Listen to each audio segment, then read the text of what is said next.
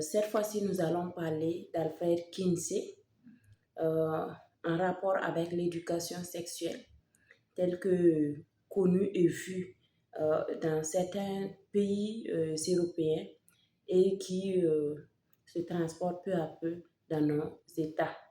Mesdames et messieurs, nous lisons sur Alfred Kinsey à partir de la page 39. Alfred Kinsey est né le 23 juin 1894 à New Jersey et décédé le 25 août 1956 à Bloomington, aux États-Unis. Il écrivit des documents qu'il consacre à la description des relations sexuelles entre l'homme et la femme.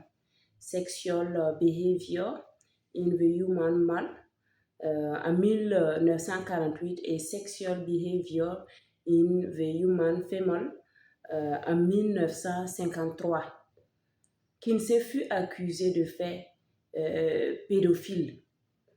Dans ces deux livres ayant suscité un certain émoi dans le monde scientifique et dans le public, il est question de pédophilie, d'homosexualité. De même, il y valorise les relations sexuelles extra-conjugales et avant le mariage.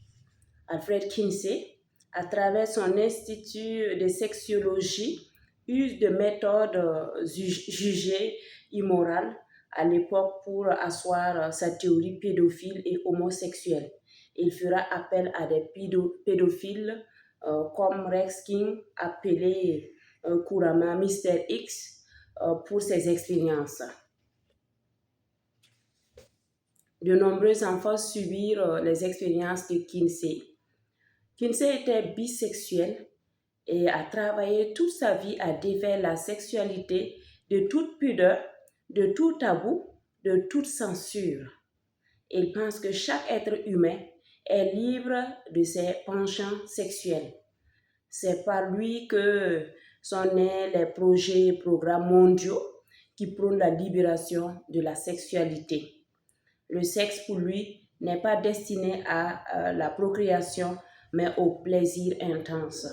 En réalité, Kinsey, je cite, fait entrer la sexualité dans le champ des sciences naturelles en tirant son argumentation de la zoologie, de la biologie et de la physiologie et en ayant recours à des statistiques et à des facteurs d'ordre sociologique, il se situe dans le droit fil de la modernité sexuelle fondée sur la reconnaissance du caractère positif de l'activité sexuelle.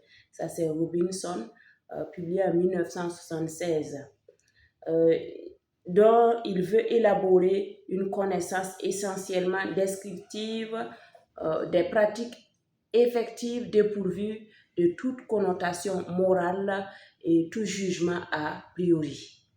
Alain Jamy.